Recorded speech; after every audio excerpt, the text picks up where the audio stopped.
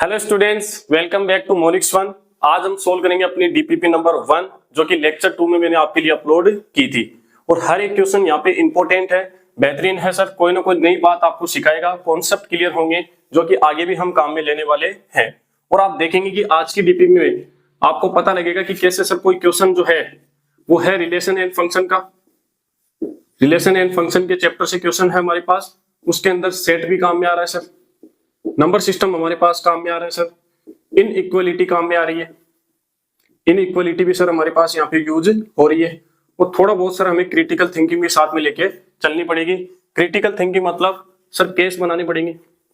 और जब भी आप केस बना रहे हो क्वेश्चंस के अंदर तो आपको बेटा कंप्लीट सोचना है, ठीक है ना कम ना ज्यादा, ये बात आप याद रखेंगे, ठीक है ना। केस वाले केस में आपको कंप्लीट सोचना है। एक भी केस आपने मिस कर दिया, क्वेश्चन क्या हो जाएगा, वहां से गलत हो जाएगा।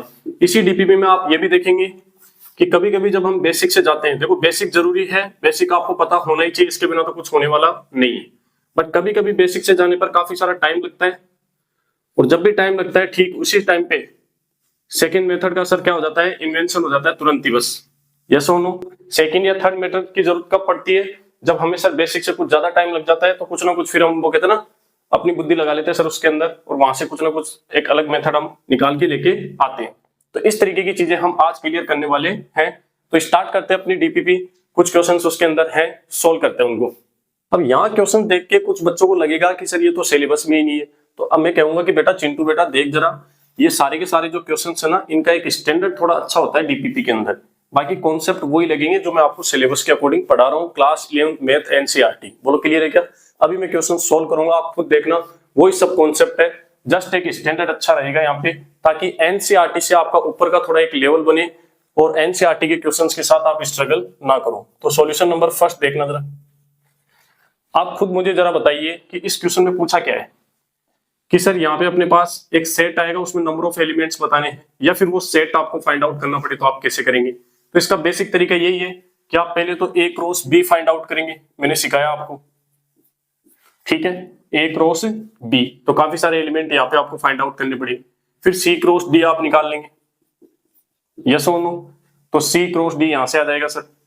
और उन दोनों में जो जो एलिमेंट आ रहे हैं उनमें से कॉमन एलिमेंट आपको बताने की सर कॉमन एलिमेंट कौन से हैं। तो कॉमन एलिमेंट का आप सेट बना देंगे तो ये आपका क्वेश्चन नंबर सेकंड हो जाएगा। और कॉमन एलिमेंट जो सेट आया अपने पास उसमें नंबर ऑफ एलिमेंट आप बता देते हो तो वो आपके पास ये हो जाएगा क्वेश्चन नंबर फर्स्ट। तो एक तो तरीका ये हो गया सर बेसिक तरीका जो कि मैंने आपको बता रखा है। अब कुछ बच्चे सोच सकते हैं कि सर यहाँ से सी क्रॉस डी करने में हमें काफी टाइम लगेगा, 1 का हम ऑर्डर्ड पेयर बनाएंगे इन सबके साथ, फिर 6 का बनाएंगे तो सर ऐसे टाइम ज्यादा लग रहा है। तो इसका सेकंड एक मेथड क्या हो सकता है कि सर टाइम कैसे बचा सकते हैं, देखना जरा। बाकी बेसिक आपके पास ये है ही। तो जब भी आपके पास ये वाली चीज लिखी हुई है ऐसे ए क्रॉस बी, देखते जाना जरा, फोकस बोर्ड पे रखेंगे भाई, सी क्रॉस बी। तो आपको क्या करना है, फर्स्ट एलिमेंट का फर्स्ट एलिमेंट के साथ इंटरसेक्शन ले लो। ये जो इंटरसेक्शन हो फर्स्ट का फर्स्ट के साथ, तो ए इंटरसेक्शन सी आ गया अपने पास। और सर सेकंड का सेकंड के साथ हम इंटरसेक्शन ले लेंगे बी इंटरसेक्शन डी। और इन दोनों का आप क्या निकाल लो, क्रॉस प्रोडक्ट निकाल लो, तो आंसर वही आएगा जो यहाँ पे आप लाना चाहते हो, ठीक है ना। यहां से अपन कर लेंगे sir A intersection C cross product किसके साथ, बी इंटरसेक्शन डी।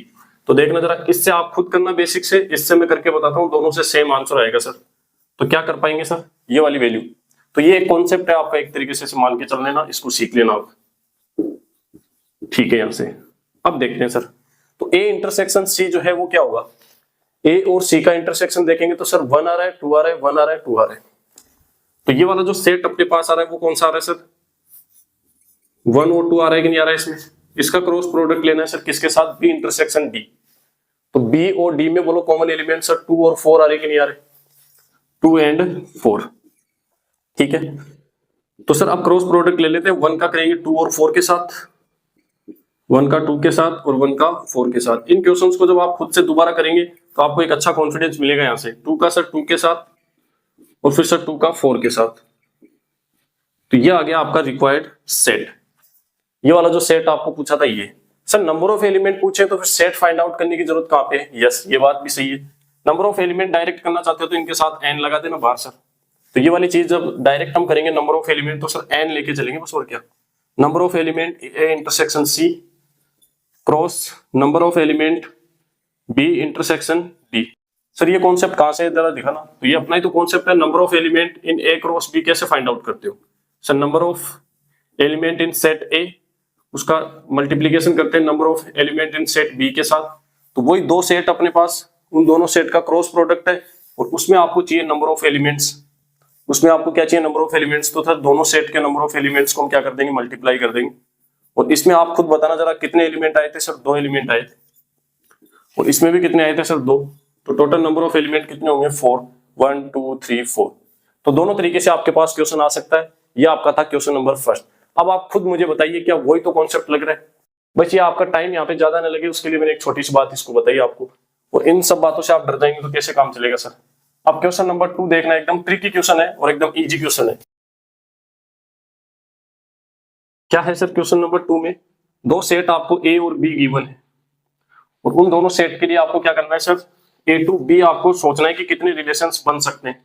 तो आप मुझे बताओ total number of possible relations क्या होते हैं सर। उन दोनों के क्रॉस प्रोडक्ट के सबसेट ही तो होते हैं, ये तो थ्योरी में हमने देखा। तो पहले तो आप मुझे बताना जरा सर, सॉल्यूशन नंबर 2 में देखना कि सर इस सेट को अगर मैं सोल्व करूं तो पहले तो इसको रोस्टर फॉर्म में लेके आना पड़ेगा। और यहाँ जितने भी एक्स अपने पास है वो क्या है सर, इंटीजर है। और इस इक्वेशन को सोल्व करो, यहां से वो सब एक्स इसके अंदर आ जाएंगे जो कि इंटीजर है। यही तो हुआ इस बात का मतलब। तो सर 2 की पावर में समथिंग है, तो इस 1 को आप 2 की पावर में समथिंग लिख सकते हो क्या, दोनों तरफ बेस सेम बनाएंगे। तो सर यहाँ पे 2 की पावर समथिंग है, तो यहाँ इस 1 को मैं लिख देता हूँ 2 की पावर 0। किसी भी नंबर की पावर 0 क्या होती है सर, 1 ही होती है। तो ये 2 टू दी पावर कितना है सर, x प्लस 2 है, x square minus 5x plus 6 है। और इक्वल टू में जो 1 है उसको लिखूंगा मैं 2 to the power 0। Base same है तो बोलो यहाँ पे पावर्स को इक्वल कर देंगे। तो x plus 2 X square minus 5x plus 6 is equal to कितना हो गया, 0। दो नंबर्स का मल्टीप्लीकेशन 0 के इक्वल है, तो सर ये भी 0 हो सकता है या फिर ये भी 0। इसको 0 के इक्वल करोगे तो x की वैल्यू कितनी मिलेगी सर, -2। और इसको 0 के इक्वल करोगे तो बोलो क्वाड्रेटिक को सोल्व करेंगे। तो इसको कैसे सोल्व करेंगे सर, सर दो नंबर सोचेंगे यहाँ से और क्या। दो नंबर कौन कौन से आ जाएंगे सर हमारे पास, -3 और -2। दोनों का एडिशन -5 आ रहा है, मल्टीप्लीकेशन 6 आ रहा है। जो नंबर आपने सोचे उनके साइन चेंज कर दो सर। तो -3 को क्या कर देंगे +3 और -2 को भी क्या कर देंगे +2। तो x की अपने पास इतनी वैल्यू आई। और ये सारी की सारी वैल्यू बताओ आप इंटीजर है कि नहीं है। तो ये सब आ जाएंगे सर ए सेट के अंदर। तो ए सेट हमारा फाइनली क्या बना सर, -2 +2 एंड 3। ये आ गया ए सेट। सेम तरीके से बी बोलो आप। और इस तरीके के क्वेश्चन जब आप करते हो तो स्टैंडर्ड आपका अच्छा बनता है। सर बी के लिए हम देखना क्या करेंगे, इस इक्वेशन को सोल्व करो पहले। इक्वेशन क्या है सर, वो डबल इनइक्वालिटी की इक्वेशन है ये। इसको सोल्व करने का तरीका मैं आपको इनइक्वालिटी में और सिखाऊंगा। फिलहाल के लिए आप ध्यान रखें कि आप सोल्व कर पा रहे हैं तो इसको इस तरीके से सोल्व कीजिए कि यहां से जो भी नंबर आप लेके जाना चाहते हो वो दोनों साइड जाएगा। प्लस माइनस में है तो इस -1 को इस साइड भी लेके जाना पड़ेगा और इस साइड भी लेके जाना पड़ेगा, क्योंकि ये वाली जो चीज है ना, ये इस इनइक्वालिटी के साथ भी है इस तरीके से और ये इसके साथ भी है। फिर भी किसी को कम समझ में आता है तो यहाँ पे दो इनइक्वालिटी बना लेंगे आप अलग अलग। देखना जरा कि सर ये वाली जो चीज है ना इसके साथ ले लेंगे तो -3 लेस देन 2x - 1। एक इनइक्वालिटी तो आपकी ये बन गई। और सर इसी को हम 9 के साथ भी ले लेंगे तो 2x - 1 लेस देन 9। इसको बोलते हैं डबल इनइक्वालिटी। कौन सा कॉन्सेप्ट है ये, डबल इनइक्वालिटी। या फिर आप इसको डायरेक्ट यहां से भी सोल्व कर सकते हो। अब इन दोनों को अलग अलग सोल्व कर लेना, यहां से जो जो x मिलेंगे आपको वो आपके आंसर हो जाएंगे। आप खुद करके देखना। मैं इसको यहीं पे करता हूं एक साथ, बोलो क्लियर है कि इसको लिख लेना आप। तो सर एक साथ हम कैसे कर पाएंगे इसको देखना जरा। -1 है वो इस साइड भी आ जाएगा और -1 इस साइड भी जाएगा। तो इस साइड -1 आएगा तो क्या बचेगा इधर सर -2, क्योंकि ये प्लस हो जाएगा ना इधर आके। ये 2x और ये -1 इधर जाएगा तो 10। अब सर मैं क्या करता हूँ 2 से डिवाइड कर देता हूँ तो यहाँ पे ओनली क्या बचेगा x। तो 2 से डिवाइड आपको इसको भी करना पड़ेगा और इसको भी। तो यहाँ आएगा -1, यहाँ बचेगा x और यहाँ आएगा अपने पास 5। तो x क्या है सर, ग्रेटर देन है -1 और लेस देन है 5। तो बोलो कौन कौन सी वैल्यू होंगी अपने पास, -1 से बड़ी वैल्यू कौन सी है सर, 0 है, 1 है, 2 3 4। 5 से कम तक आ जाएगा 4 तक। बट सर यहाँ पे जो x है ना अपना वो क्या है, नेचुरल नंबर में बिलोंग करता है। तो बोलो 0 नेचुरल नंबर में होगा क्या, तो सर ये नहीं होगा, ये कैंसिल हो जाएगा।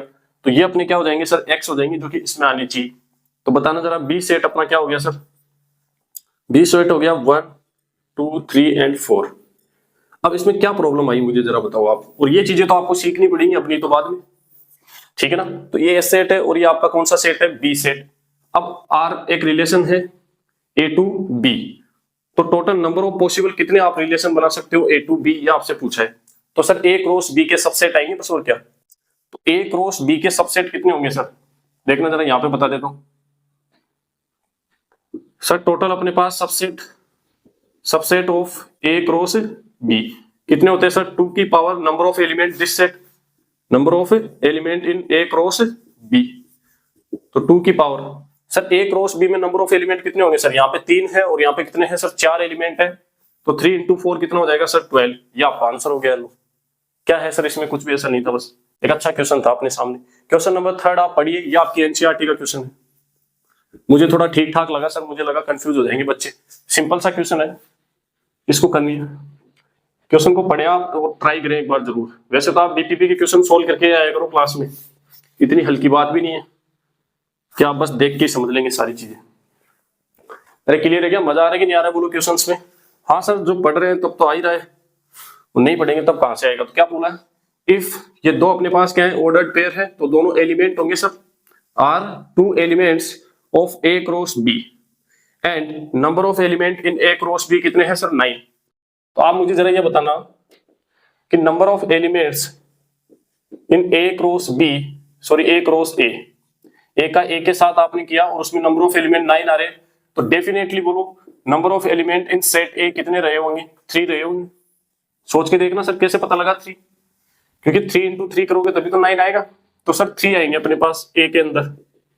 और सर आप जो भी ऑर्डर्ड पेयर बना रहे हो यहाँ पे ए क्रॉस जो भी आएगा अपने पास ए क्रॉस ए, उसके अंदर अपने पास जितने भी ऑर्डर्ड पेयर आएंगे उसका फर्स्ट एलिमेंट भी कहां से आएगा सर ए से, और सेकंड एलिमेंट भी कहां से आने वाला है ए से।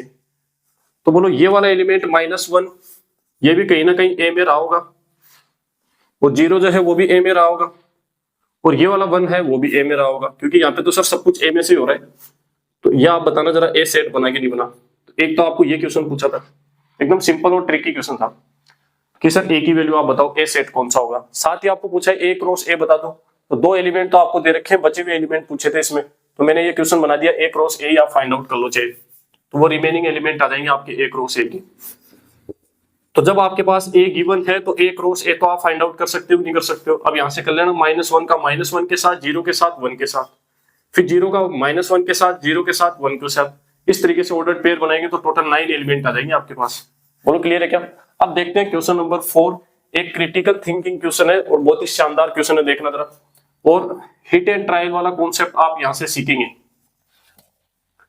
हिट एंड ट्रायल यही चीज है कि सर आपको खुद के दिमाग से सोचना पड़ेगा, और ये वो क्वेश्चंस हैं, वो अपनी वाली लाइन याद करो, ना कम ना ज्यादा, ठीक है ना। यहाँ पे आपको ना कम मतलब ये वाली बात याद रखनी है, यहाँ पे कम नहीं सोचना है, कंप्लीट सोचना पड़ेगा। यहाँ पे जब भी केस बेस्ड क्वेश्चन बनते हैं, केसेस आपको बनाने पड़ रहे हैं, तो आप कंप्लीट केस सोचना।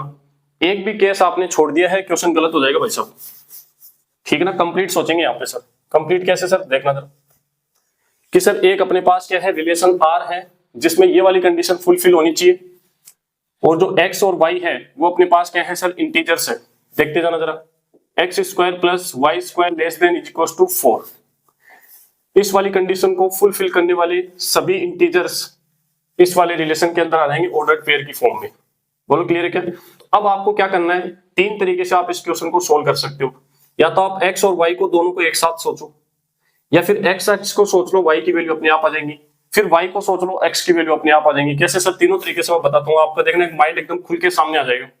सर दोनों को एक साथ सोचो। पहले तो पहली चीज तो ये बताना जरा, यहाँ पे स्क्वायर दे रखा है और इंटीजर है अपने पास x y, और 4 से कम भी होना चाहिए सर इन दोनों का एडिशन। तो x² और y² आप क्या क्या ले सकते हो।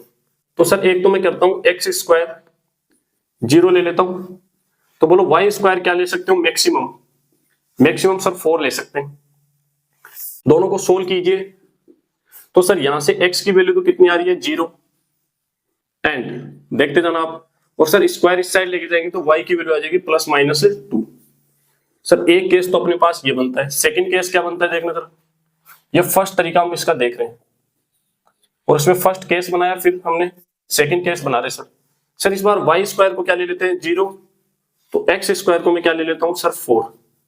अरे आप ये दोनों चीजें इसमें रख के देख लो ये सेटिस्फाई हो रहा है कि नहीं हो रहा है। तो इस तरीके से केस बनाएंगे सर, 0 रखेंगे और ये 4 रखेंगे तो बनेगा 4 और 4 सर इक्वल है 4 के, तो ये ट्रू हो रहा है। और ट्रू हो रहा है तो सर इसके अकॉर्डिंग हमारे पास क्या क्या एक्स हो रहा है ये देंगे। तो एक्स आएगा सर यहाँ पे कितना +-2 और वाई आ रहा है सर 0।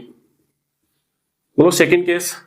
अब कुछ बच्चे यहाँ पे करके छोड़ देंगे इसको तो गलत हो जाएगा। थर्ड केस और बन सकता है इसका, स्क्वायर अपने पास 1 भी तो हो सकता है और 1 दोनों का स्क्वायर आप ले रहे हो, एक्स स्क्वायर भी सर 1 ले लेता हूं और वाई स्क्वायर भी कितना ले लेता हूं 1। तो स्क्वायर इस साइड लेके जाओगे तो एक्स की वैल्यू कितनी बनेगी सर +-1 और वाई की वैल्यू क्या बनेगी सर +-1। ये सर एक्स और वाई हम क्यों निकालना चाह रहे हैं यहाँ पे, आप मुझे ये तो बताइए। पूछा क्या है, prove that domain of R और रेंज ऑफ आर। तो डोमेन और रेंज कहां से आएगी सर, फर्स्ट जो एलिमेंट एक्स होता है वो क्या बनाता है डोमेन और वाई जो बनाता है वो क्या बनाता है रेंज। दोनों को निकाल लेंगे, दोनों इक्वल आने चाहिए, यही तो करना चाह रहे हैं। कई बच्चों को यही पता नहीं है। अब मुझे आप बताओ चौथा कोई केस बना सकते हो क्या आप, क्योंकि स्क्वायर ही आपको लेना पड़ेगा और किसी इंटीजर का स्क्वायर 1 हो सकता है, 0 का स्क्वायर 0 हो सकता है सर, 4 हो सकता है, ये हमने ले लिया। इससे बड़ा स्क्वायर अपने पास होगा 9 और सर 9 यहाँ पे लेते ही सर वो लेस देन इक्वल टू वाली कंडीशन को क्या करेगा फॉल्स कर देगा सर। 9 नहीं आएगा सर, मैक्सिमम 4 आ सकता है स्क्वायर की फॉर्म में, उससे छोटा अपने पास 1 आ सकता है, उससे छोटा 0 आ सकता है और 0 से छोटा सर कोई स्क्वायर होता नहीं है। तो बोलो कंप्लीट सोचा क्या हमने, यस सर। तो एक तरीका ये हो गया। अब इसमें चेक करो आप, डोमेन ऑफ आर क्या होगा सर, तो डोमेन होता है सर एक्स वाली वैल्यूज। तो एक्स की क्या क्या वैल्यू आ रही है सर, 0 आ रही है, +-1 आ रहा है, +-2 आ रहा है। और सर रेंज जो है ना, रेंज ऑफ आर क्या आ रही है सर हमारे पास, वाई वाली वैल्यू होती है रेंज, वो भी सर 0, +-1 और +-2। आप चेक कर लो जी, यहां से हमें पता लगता है कि सर दोनों चीजें बराबर आ रही कि नहीं आ रही। तो domain of R is equal है सर रेंज ऑफ आर, ठीक है ना, ये रिलेशन है, ये इक्वल हो गया सर। ये तो हो गया इसका फर्स्ट मेथड। देखते जाना जरा, मेथड नंबर अपने पास 2 क्या हो सकता है जरा देखिए सर। इस बार हम क्या करेंगे, दोनों को एक साथ नहीं सोचेंगे सर, एक्स स्क्वायर को सोचते हैं और वाई फाइंड आउट करते हैं। फिर सर थर्ड मेथड में हम क्या करेंगे, वाई स्क्वायर को सोच लेंगे और एक्स फाइंड आउट कर लेंगे। तो यहां से मैं सोचता हूं, देखना फर्स्ट केस क्या बनाता हूं कि सर इफ, आप मुझे जरा ये बताना कि एक्स स्क्वायर की आप मैक्सिमम वैल्यू क्या ले सकते हो यहाँ पे सर। सर एक्स स्क्वायर यहाँ पे मैक्सिमम मैं 4 ले सकता हूँ सर, जो कि इक्वल टू 4 ट्रू कर देगा इसको। 4 से बड़ी वैल्यू अपने पास क्या होगी सर, इसको फॉल्स कर देगी। तो एक्स स्क्वायर में मैक्सिमम कितना ले सकता हूँ सर 4। तो X square is equal to मैंने कितना लिया 4। बोलो क्लियर है क्या। तो आप मुझे बताना एक्स की वैल्यू यहां से क्या क्या आ जाएगी सर, +-2, ठीक है। और sir X square is equal to आपने 4 लिया तो वो उसमें पुट कर दो वाई निकालने के लिए। तो sir 4 + Y square less than is equal to 4, ये 4 इस साइड जाएगा तो क्या बनेगा sir Y square less than equal to 0। Square इस साइड मत लेके चले जाना, इनइक्वालिटी में आपको ऐसा नहीं करना है। अब आपको यहाँ पे सोचना पड़ेगा डायरेक्ट कि y की वैल्यू आप क्या क्या इंटीजर रख सकते हो कि सर ये वाली अपने पास सेटिस्फाई करे। तो सर y की वैल्यू मैं यहाँ पे 0 ही रख सकता हूँ ओनली। कोई कहेगी सर -1 रखता हूँ तो वो स्क्वायर होगा तो वो लेस देन इक्वल टू 0 नहीं होगा, यस और नो। तो y की वैल्यू यहाँ से ओनली 4 क्या बन सकती है सर, 0 बन सकती है। डन है क्या फर्स्ट केस। सेकंड केस क्या बन सकता है, अब एक्स स्क्वायर की वैल्यू आप क्या सोच सकते हो यहाँ से जरा बताना। सर इस बार मैं एक्स स्क्वायर की वैल्यू सोचता हूँ 1। भाई जरूरी थोड़ी है मैक्सिमम 4 ही रखे सर, लेस देन में तो रख ही सकते हैं, तो एक्स स्क्वायर की वैल्यू 1 रखते हैं। तो एक्स स्क्वायर की वैल्यू 1 रखोगे इफ, तो बोलो एक्स की वैल्यू क्या क्या बनेगी यहाँ से अपने पास +-1 बनेगी। और सर एक्स स्क्वायर की वैल्यू उसमें 1 पुट कर दो, तो 1 + Y square less than equal to 4। 1 इस साइड जाएगा तो क्या बनेगा जरा बताना, Y square less than equal to sir 3 बनेगा। अब बताना जरा सर वाई की वैल्यू यहाँ से क्या क्या पुट कर सकते हो सर। तो सर वाई की वैल्यू आप कुछ भी पुट कर दो यहाँ पे, 3 के इक्वल तो आएगा नहीं, स्क्वायर कभी भी 3 नहीं हो सकता। तो सर लेस देन वाली सेटिस्फाई कराते हैं। तो सर वाई की वैल्यू हम रख देते हैं यहाँ से कितना, +-1। वाई ये रख दो तो क्या हो जाएगा बोलो, +-1 रखोगे स्क्वायर करोगे तो 1 आएगा जो कि लेस देन 3 है सर, ट्रू हो जाएगा। तो वाई की वैल्यू क्या आ गई सर +-1 और एक्स की वैल्यू यहाँ पे क्या थी +-1। अब थर्ड केस तो बच्चों को खुद को ही समझ में आ रहा होगा सर कि सर एक्स स्क्वायर आप जो है 0 भी रख सकते हो, या सोनो लेस देन में तो 0 भी रख देंगे कोई दिक्कत नहीं। तो एक्स स्क्वायर 0 रखोगे तो बोलो एक्स की वैल्यू क्या आई, एक्स की वैल्यू आ गई अपने पास 0 और एक्स स्क्वायर 0 पुट कर दो उसमें। तो जैसे वहां पे 0 पुट करोगे तो बोलो क्या बनेगा, Y square less than equal to 4 बनेगा कि नहीं बनेगा। और इसके अकॉर्डिंग आप मुझे बताना जरा, अब y की वैल्यू क्या क्या रख सकते हो कि सर वो लेस देन इक्वल टू 4 आए।